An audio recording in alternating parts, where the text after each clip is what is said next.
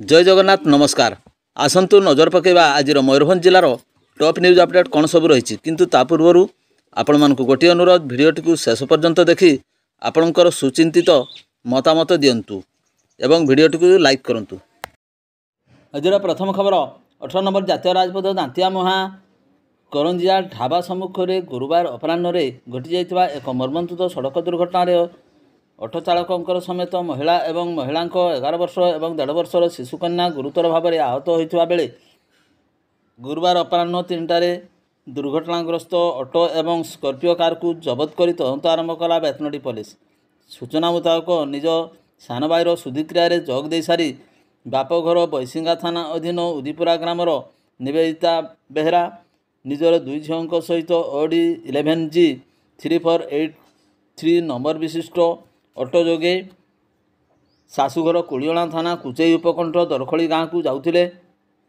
यही समय 18 नंबर जातीय राजपथ दांतिया मुहां करंजिया ढाबा निकटरे अत्यंत द्रुत गति आसुवा लक्ष्मण दासगुप्ता नाम पंजीकृत Audi 01 AU 7272 नंबर विशिष्ट स्कॉर्पियो कारटी पछपटू शक्त धक्का देथिला। प्रत्यक्षदर्शी स्थानीय करंजिया ग्रामर निनी बाबू बेहरा सूचना मुताबक द्रुतगामी स्कॉर्पियो कार धक्के ऑटोटी ऊपर को 20 फुट उड़ी जाई पुणी तले कचाड़ी हो पड़ा। ऑटोरे थिबा चालक मणतापाल ग्रामर रवींद्र बेहरा समेत उदीपुरा निज शाशुघर को जाउथिबा निवेदिता बेहरा एवं तांकर 11 वर्षर शुभ्रांशु सुचरिता मंगल एवं 1.5 वर्षर शिशुकन्या प्रियंशा मंगल प्रमुख रक्ताक्त हो पड़ रही बेले गुरुतर आहत हो पड़ते। स्थानीय लोके उद्धार कर समस्त को बारिपदा जिला मुख्य डाक्तरखाना भर्ती करथिबा बेले सेमानकर अवस्था अत्यंत संकटापन्न थिबारु प्राथमिक चिकित्सा पर कटक बड़ डाक्तरखाना को स्थानांतरित करा जायथिला। परवर्ती खबर बांगिरीपोस्टार अनुष्ठित होबाक थिबा अखंड नामयज्ञ उत्सव पर समस्त मंत्री और विधायक को निमंत्रण कले विधायिका। आसंता 26, 27 और 28 तारिख दिन बांगिरीपोस्टार अखंड नामयज्ञ उत्सव अनुष्ठित होब। एथिपाई प्रस्तुति जोरदार चलता बेले समस्त मंत्री विधायक एवं जनसाधारण मानक दिवा 2 घटिका समय निमंत्रण प्रदान कले विधायिका सुश्री संजली मुर्मू। निमंत्रण पत्र प्रदान सहित यही महान कार्य जोग देवाकू अनुरोध कले विधायिका। परवर्ती खबर जड़ीधर ग्राम में साप कामुड़े नाबालक मृत अपमृत्यु मामला रुजु।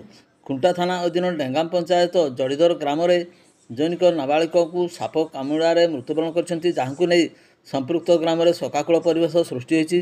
सूचना अनुजाई जड़ीधर ग्रामर रूप होंकर 10 वर्षर पुओ लक्ष्मण मंगलवार राति शोता बेले विलंबित राति एक विषधर साप लक्ष्मण को चोट मारी फल से गुरुतर हो पड़ते एवं बुधवार लक्ष्मण को परिवार लोक मैंने चिकित्सा खुंटा गोष्ठी स्वास्थ्य केन्द्र में भर्ती करता बेले डाक्तर तांको मृत घोषणा कर घटना संपर्क में सूचना पाई खुंटा पुलिस चिकित्सा केन्द्र में पहुंची मर शरीर को जबत कर व्यवच्छेद पठाई एक अपमृत्यु मामला रुजु कर जमापड़ी।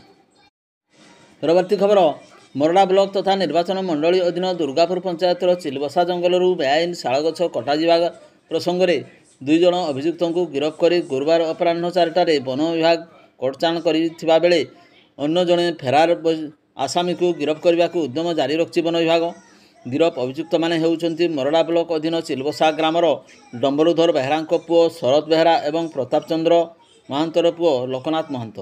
सूचना मुताबक चिलबसा जंगल मूल्यवान शालगछ कटा घटन वन विभाग चढ़ाऊ कर विपुल परिमाण मूल्यवान शालगंडी जबत करथिला।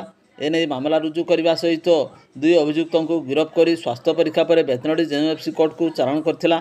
तेबे उभय अभियुक्तर जामिन नामंजूर पर सेमानकु बारिपदा स्थित विचार विभाग हाजत को पठाई दिया जाइछि। एथिसहित एही मामलार जड़ित अन्य अभियुक्त फेरार थिबा बेले चढ़ाऊ करी वन विभाग उद्यम जारी रखिछि। परवर्ती खबर मणदा निकट में पायखाना टांकी भितर पड़ा षंढ को उद्धार कला अग्निशम विभाग। बांगिरबसी मणदा निकट में जैनिक व्यक्ति बाड़ी में खोला पायखाना टांकी भितर विराटकाय कला षंढटी पड़ी चित्कार करुवा बेले सेठार थिबा स्थानीय लोक माने देखि संगे संगे बांगिरपसी अग्निशम विभाग को खबर देथिले। घटनास्थल में दिवा 2 घटिका समय अग्निशम विभाग पहुँचवा सहित यही षंढ पड़ी पायखाना टांकी को किछि अंश भांगी देवा परे षंढटी को उद्धार करिथिला। ଷଣ୍ଢଟି ସେପରି କିଛି ଆଘାତପ୍ରାପ୍ତ ହୋଇନଥିବା ଜଣାପଡ଼ିଛି। ଖାଦ୍ୟ ଅନୁସରଣରେ ବୁଲୁଥିବା ବେଳେ ଷଣ୍ଢଟି ପାଇଖାନା ଟାଙ୍କି ଭିତରେ ପଡ଼ିଯାଇଥିବା ନେଇ ପ୍ରତ୍ୟକ୍ଷଦର୍ଶୀ ସୂଚନା ପ୍ରଦାନ କରିଛନ୍ତି। ପରବର୍ତ୍ତୀ ଖବର, ମୟୂରଭଞ୍ଜ ଜିଲ୍ଲା ଝାରପୋଖରିଆ ଥାନା ଅଧୀନସ୍ଥ ରାଇବଣିଆ ଗ୍ରାମରୁ ପୁଲିସ ସ୍ୱାମୀ ଓ ସ୍ତ୍ରୀଙ୍କର ମୃତଦେହ ଉଦ୍ଧାର କରିଛି। ନିଜ ଘରଠାରୁ ପ୍ରାୟ 200 ଫୁଟ ଦୂର ଜଙ୍ଗଲରେ ଥିବା ଏକ ପିଜୁଳି ଗଛରେ ଗ୍ରାମର କାଳୀପଦ ଭକ୍ତା ବୟସ 55 ବର୍ଷଙ୍କର ମୃତଦେହ ମଧ୍ୟାହ୍ନରେ ଝୁଲୁଥିବା ଦେଖି ଜଣେ ସମ୍ପର୍କୀୟ ଭଉଣୀ ଏ ବାବଦରେ ମୃତକଙ୍କ ପୁଅ ଦୀପୁ ଭକ୍ତାଙ୍କୁ ଖବର ଦେଇଥିଲେ। ଦୀପୁ ତୁରନ୍ତ ଘଟଣାସ୍ଥଳରେ ପହଞ୍ଚି ତାଙ୍କ ବାପାଙ୍କୁ ଗଛରୁ ଓହ୍ଲାଇଥିଲେ, ମାତ୍ର ସେତେବେଳକୁ ତାଙ୍କର ମୃତ୍ୟୁ ହୋଇଯାଇଥିଲା। ସେଠାରୁ ଅନତି ଦୂରରେ ଏକ ଗଛ ମୂଳରେ ତାଙ୍କ ମା ସମ୍ବାରୀ ଭକ୍ତା ବୟସ 45 ବର୍ଷ ମଧ୍ୟ ନିଶ୍ଚଳ ହୋଇ ପଡ଼ିଥିବାର ଦେଖାଯାଇଥିଲା ଓ ମୁଣ୍ଡରେ କ୍ଷତ ଚିହ୍ନ ପଡ଼ିଥିଲା। ସଙ୍ଗେ ସଙ୍ଗେ ଏ ବାବଦରେ ଝାରପୋଖରିଆ ଥାନାକୁ ଖବର ଦିଆଯାଇଥିଲା। ଘଟଣାସ୍ଥଳରେ ପୁଲିସ ଏବଂ ପରେ ସାଇଣ୍ଟିଫିକ୍ ଦଳ ପହଞ୍ଚି ତଦନ୍ତ କରିଥିଲେ। ଶବ ଉଦ୍ଧାର କରି ପୁଲିସ ବ୍ୟବଚ୍ଛେଦ ପାଇଁ ମୃତଦେହକୁ ବାରିପଦା ପ୍ୟାରାମେଡ଼ିକାଲ ଡାକ୍ତରଖାନାକୁ ପଠାଇଥିଲା। ଏ ବାବଦରେ 126 ନମ୍ବରରେ ମାମଲା ରୁଜୁ ହୋଇଛି। ଥାନା ଅଧିକାରୀଙ୍କ କହିବା ଅନୁଯାୟୀ ଶବ ବ୍ୟବଚ୍ଛେଦ ରିପୋର୍ଟ ଆସିଲେ ମୃତ୍ୟୁର ସଠିକ୍ କାରଣ ଜଣାପଡ଼ିବ।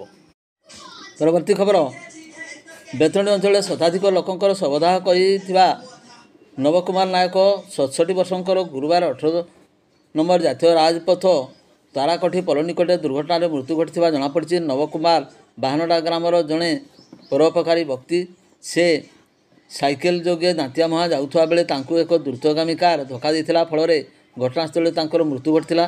ସୂଚନା ଥାଉ କି କାହାରି ମୃତ୍ୟୁ ଖବର ଶୁଣିବା ମାତ୍ରେ ସେ ସ୍ୱେଚ୍ଛାକୃତ ଭାବେ ପହଞ୍ଚି ଶବଦାହ କରିବା ପାଇଁ ଶବ ବାହକଙ୍କ ସହିତ ଶ୍ମଶାନକୁ ଯାଇଥାନ୍ତି।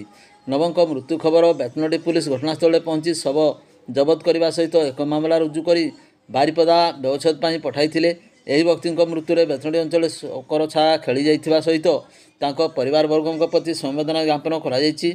ଜଣେ କମେଡ଼ିଆନ୍ ଭାବେ ପରିଚିତ ନବ 2019ରେ YMA ପକ୍ଷରୁ ପର୍ସନ ଅଫ୍ ଦି ଇୟର ଭାବେ ସମ୍ବର୍ଦ୍ଧିତ ହୋଇଥିଲେ।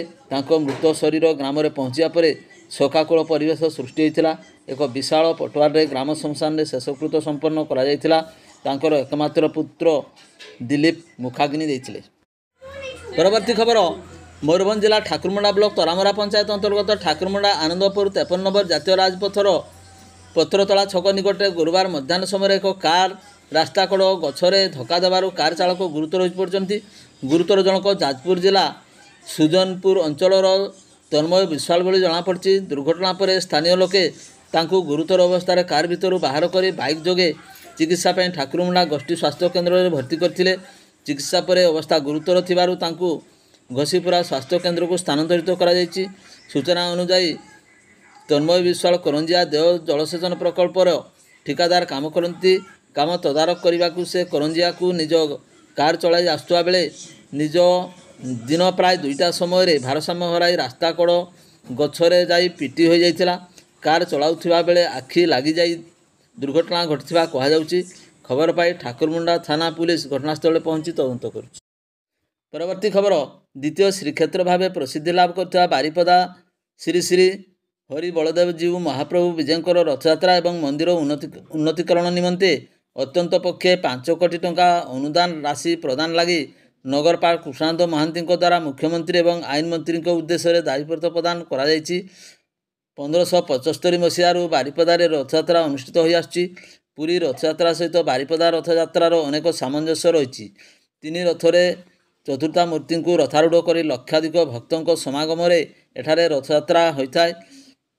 ମଙ୍ଗଳମାନଙ୍କ ପୁରୀ ଆକ୍ରମଣ ଲାଗି ଶ୍ରୀକ୍ଷେତ୍ରରୁ ଚତୁର୍ଥା ମୂର୍ତ୍ତିଙ୍କୁ ଗୁପ୍ତ ଭାବରେ ରଖାଯିବା ସହିତ ରଥଯାତ୍ରାକୁ ମଧ୍ୟ ବନ୍ଦ ରଖାଯାଇଥିଲା। କିନ୍ତୁ ସେହି ସମୟଠାରୁ ଠାକୁରଙ୍କ ସ୍ୱପ୍ନାଦେଶରେ ତତ୍କାଳୀନ ମୟୂରଭଞ୍ଜ ମହାରାଜା ବୈଦ୍ୟନାଥ ମଞ୍ଜଦେଓ ଓ ମଙ୍ଗଳଙ୍କୁ ଭୟ ନ କରି ବାରିପଦାରେ ମନ୍ଦିର ପ୍ରତିଷ୍ଠା କରି ରଥଯାତ୍ରା ଆରମ୍ଭ କରିଥିଲେ ଏବଂ ସେବେଠାରୁ ରଥଯାତ୍ରା ନିରବଚ୍ଛିନ୍ନ ଭାବରେ ହୋଇଆସୁଛି। କେବଳ କରୋନା ମହାମାରୀ କାରଣରୁ 2020 ମସିହାରେ ସମସ୍ତ ରୀତିନୀତି ହେବା ସତ୍ତ୍ୱେ ରଥଟଣା ହୋଇପାରିନଥିଲା। ପରମ୍ପରା ଅନୁଯାୟୀ ମହାପ୍ରଭୁ ପୁରୀରେ ପୂଜା ପାଇବା ପରେ ଦ୍ୱିତୀୟ ଶ୍ରୀକ୍ଷେତ୍ର ବାରିପଦା ବିଜେ କରନ୍ତି ବୋଲି ଶ୍ରୀକ୍ଷେତ୍ର ପୁରୀର ଠିକ୍ ଗୋଟିଏ ଦିନ ପରେ ବାରିପଦାରେ 2 ଦିନ ଧରି ଅନୁରୂପ ରୀତିନୀତି ରଥଯାତ୍ରା ହୁଏ। ତେଣୁ ବାରିପଦାର ରଥଯାତ୍ରାର ଅନେକ ମହତ୍ତ୍ୱ ରହିଛି। ଚଳିତ ବର୍ଷ ଜୁନ ମାସରେ ରଥଯାତ୍ରା ହେବ ଏବଂ ଜିଲ୍ଲା ତଥା ପଡ଼ୋଶୀ ଜିଲ୍ଲା ରାଜ୍ୟର ଅନେକ ଲୋକ ଯାତ୍ରାରେ ସମାଗମ ହେବେ। କିନ୍ତୁ ଚଳିତ ବର୍ଷ ରଥଯାତ୍ରା ନିମନ୍ତେ ଦେବୋତ୍ତର ବିଭାଗର ଅର୍ଥ ଅଭାବ ଦେଖା ଦେଇଥିବା ସହିତ ମନ୍ଦିରର ଉନ୍ନତିକରଣ କାର୍ଯ୍ୟ ଅର୍ଥର ଅଭାବ ପରିଲକ୍ଷିତ ହେଉଛି। ଭିଡ଼ିଓଟିକୁ ଶେଷ ପର୍ଯ୍ୟନ୍ତ ଦେଖିଥିବାରୁ ଆପଣଙ୍କୁ ଅଶେଷ ଧନ୍ୟବାଦ।